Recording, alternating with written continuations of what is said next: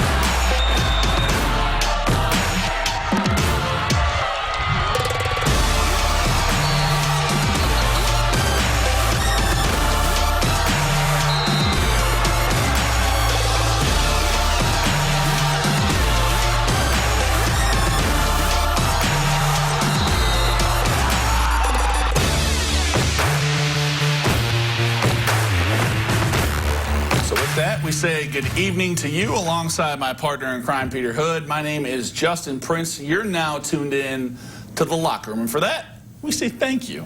Pete, hard to believe, but after tonight, we are now 2/3 of the way through this unprecedented high school football season. Yeah, it's crazy, man. 6 weeks down, just 3 left to go in Prince as we make our way towards October. Yeah. The leaves start to change colors. It's officially fall now. The games just start to mean more. Like, for example, in the ACAC, where deciding a conference champion likely boils down to just this one game. Naturally, of course, it's our game of the week here in the locker room. 1A number 2 South Adams playing host to 5th-ranked Adams Central. These two bitter rivals split the season series in 2019. Starfires won in a rout in the regular season before the Flying Jets returned the favor in regionals. It's 6-0 AC when we pick this one up early second quarter. Starfires get on the board here. Christian Somerset finds pay dirt. South Adams takes a 7-6 lead. Galaxy's fired up, but Adams Central has an answer. Later in the second quarter, 3rd and short, Ryan Black keeps it himself, able to pick up first down yardage.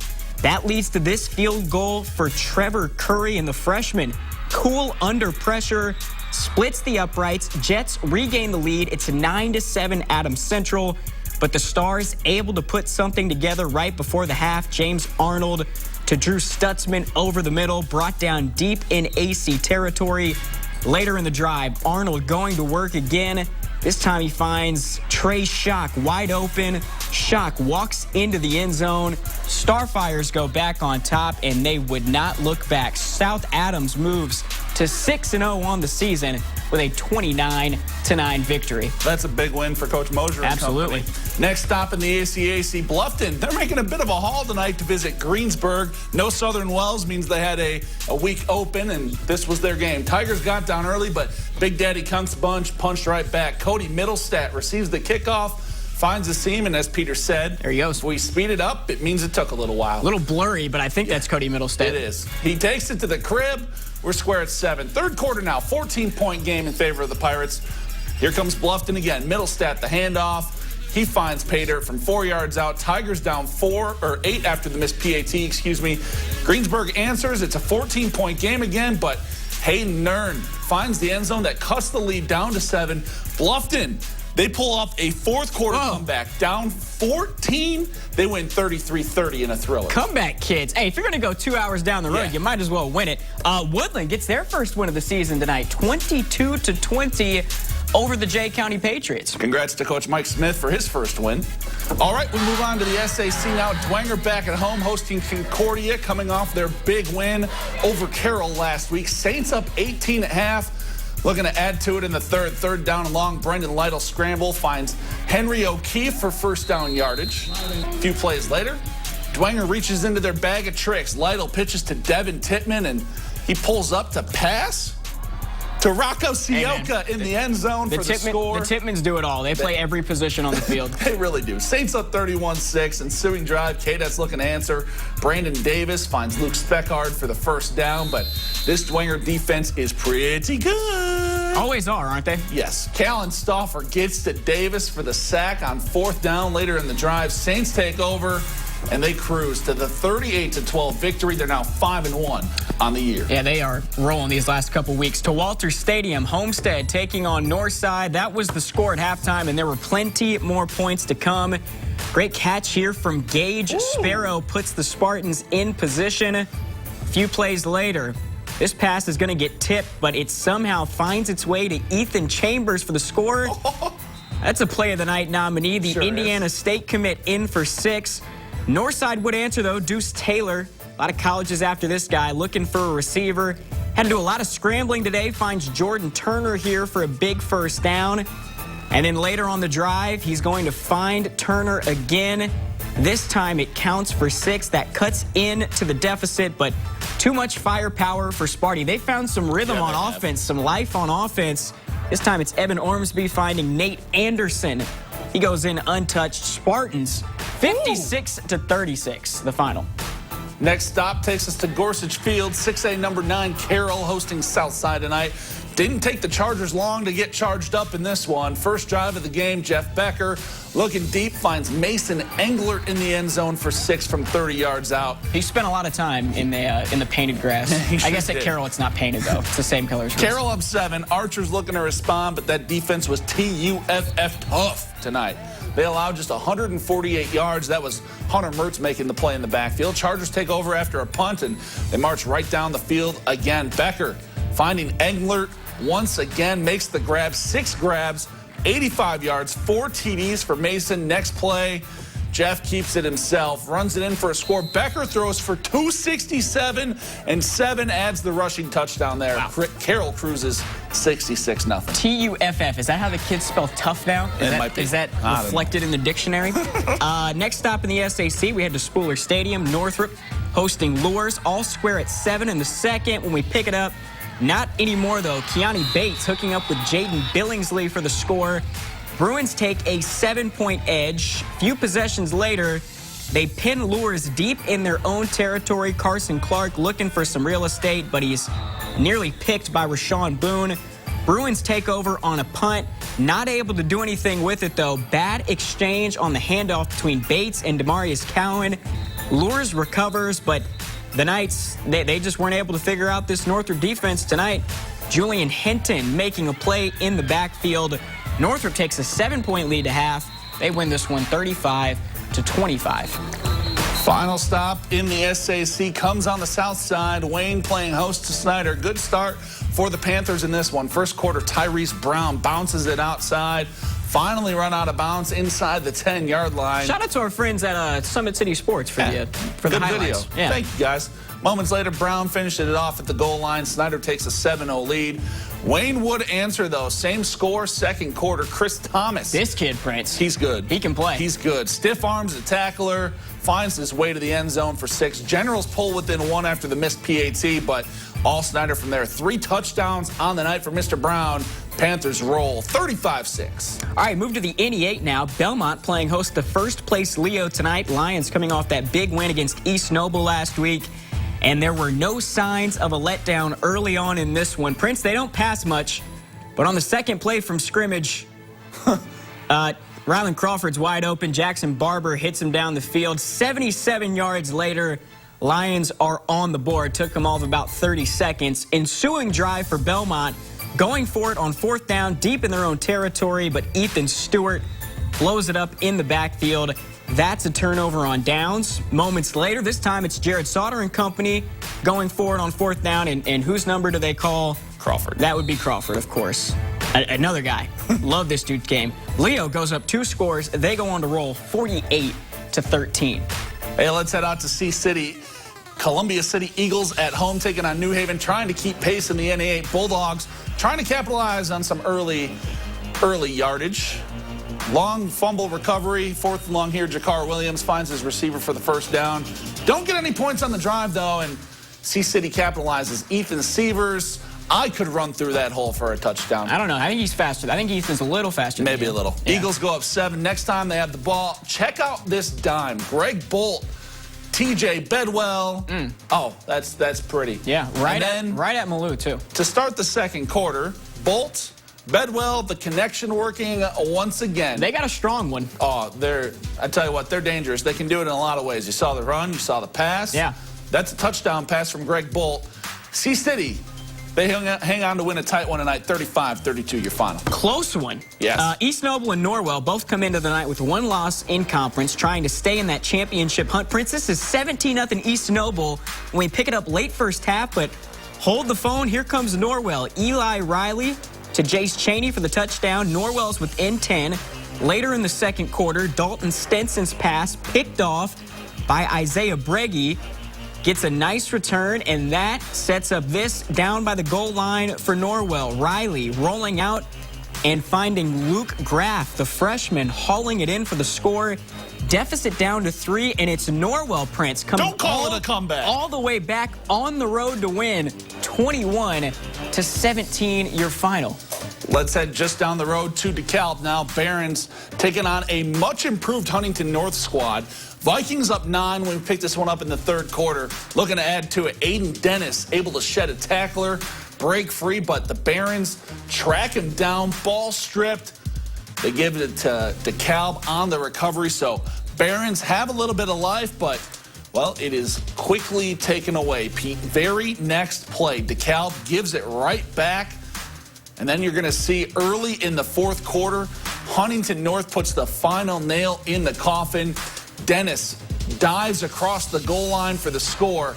Vikings win this one. Good win for them, 28-12. Up in A-Town tonight, NECC, Angola taking on Fairfield. Big game in the big division. You see Angola rocking the Go Guard jerseys. Pick this one up halfway through the third. Fairfield, Carson Abramson punches it in from in close. Falcons go up 16-14. Hornets struggling to make things happen. This was one of their best plays for them in the second half. Some good blocking leads to this for Tucker Hasselman to Andre Tagliaferri. He gets the Hornets in good field position. Unfortunately, they have to settle for a field goal, and that'd be the only points of the second half for the Hornets. Prince, this Fairfield team with Coach Thacker, the job he's done up there, unbelievable. They marched right down the field.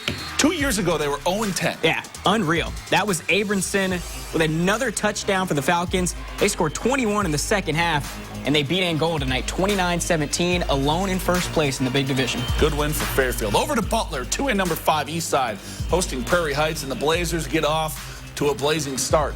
Eastside recovers a Panthers fumble, march right down the field. Matt Firestein punches it in. Eastside up 7. Early in the first quarter, later in the first quarter, I should say, Prairie Heights trying to respond. How do you feel about the yellow jerseys? I like them. They're growing on me every week. I wish they would wear the yellow pants more. Luke Severe, as Caleb Saylor liked to put in our script, great name for a weatherman, finds Quentin Ross down the middle, lose the ball. Panthers recover, though. That's a big chunk of yards. Unfortunately, they turn it over on downs. Blazers get the ball right back, and the offense gets right back to work. Laban Davis showing off the arm, finds Lane Burns wide open down the sideline to the crib. 56 yards. Blazers go up 14. Eastside would add a third TD before the end of the quarter. They roll 69-0. 69. Elsewhere in the NECC tonight, Garrett topping West Noble on a very emotional night for them. Yeah. 21-0 up there. Central Noble all over Lakeland, 35-14. Yeah, our thoughts and prayers with Coach Clifford and his family. Meanwhile, in the NOC Warsaw, they're also rocking the National Guard tributes tonight. First Tiger possession.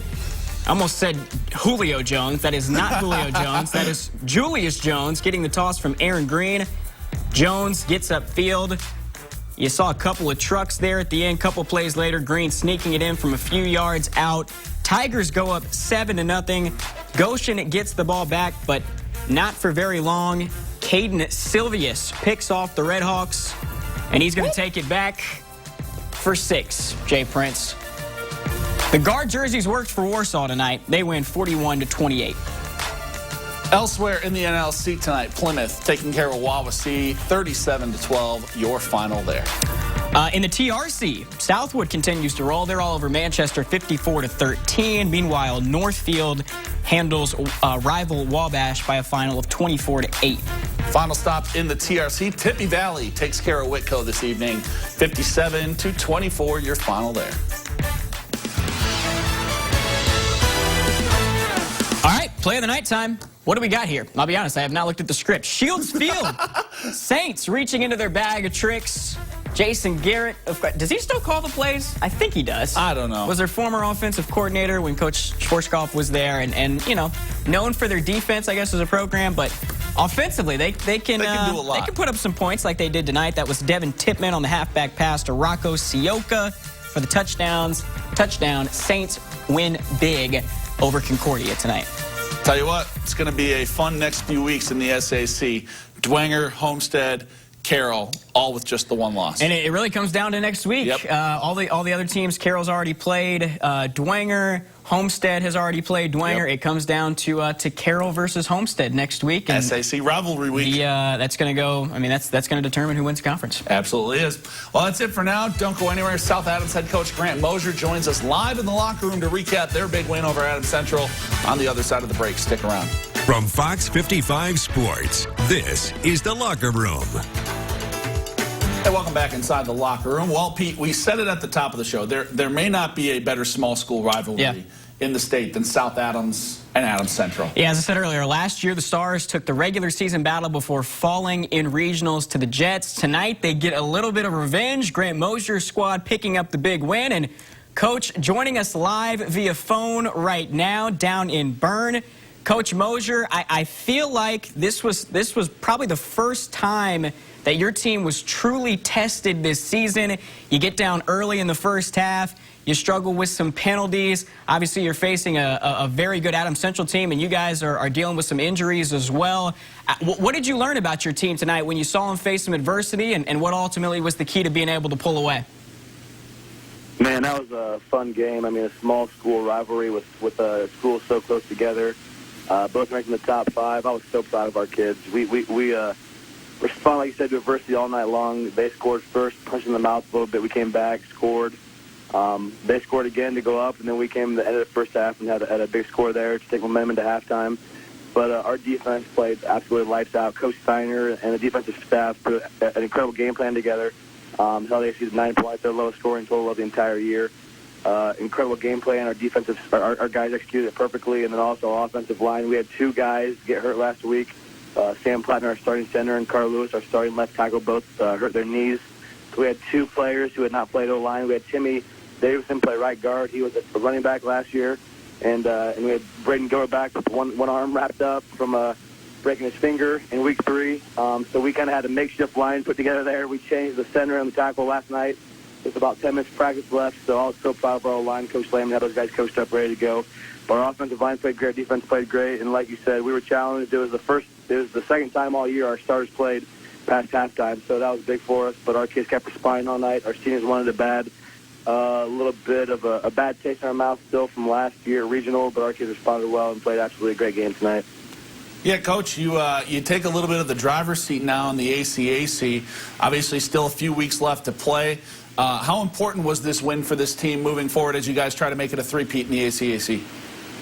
I mean, it was everything. So we talked about having goals this year, and our first goal was win the ACAC for the second time. Last year was the first time in 26 years we won the ACAC title. We wanted to repeat that, and we knew we went through Adams Central again. Obviously, we have 2 more games we got to win, Jay County and Woodland. Jay County and 4A school and Woodland with a new coach, so we got to be ready for those 2 games. But this was a huge step in the right direction with that. We have lots of goals more than that. Obviously, we want to win sectional again. We want to win a regional. We want to keep going. So this is a good step in that direction. We got a lot of things to get better at, obviously. We had 15 penalties in the first half, which is unheard of, probably a school record. So holding penalties, things not being set. But, again, our kids kept fighting back from adversity. I have incredible assistant coaches. Our defensive, like I said, defensive staff, Coach Steiner, Coach Money, Coach Dice, Coach Clark, Coach Cal. Incredible game plan to put together. And then Coach Layden with the line, Coach McCain, Coach Hemo on offense. Incredible job by those guys putting the game plan together. Our seniors have been talked about in Bern now for a long time. We have 17 seniors and some really good playmakers on that senior group. 5 of those kids have started 4 years now, and they are ready to go. So they've let's do a 6-0 record, and we want to keep going. Yeah, Coach, you mentioned quickly here that obviously, a couple games left in the ACAC for you guys. What do you want to see from your group the rest of the regular season as you guys try to gear up and ramp up for the postseason? I guess what are you looking for out of your team these last 3 weeks leading up to sectionals? Yeah, we're going to try and break the penalty record for most penalties in the year right now. That's kind of the goal we have. No, I'm just kidding. We got to obviously clean that up. Some of the discipline stuff, some small things like that, details. But we just got to keep getting better. If we want to make the surge that we want to make come playoff time, we got to stay healthy first and foremost. We got to keep getting better with small things and details. So, again, I'm excited. It's a blessing to be able to coach in a town like this community with so much support for the football program in a small town. But it's a lot of fun, and I just really appreciate you guys having me on the show.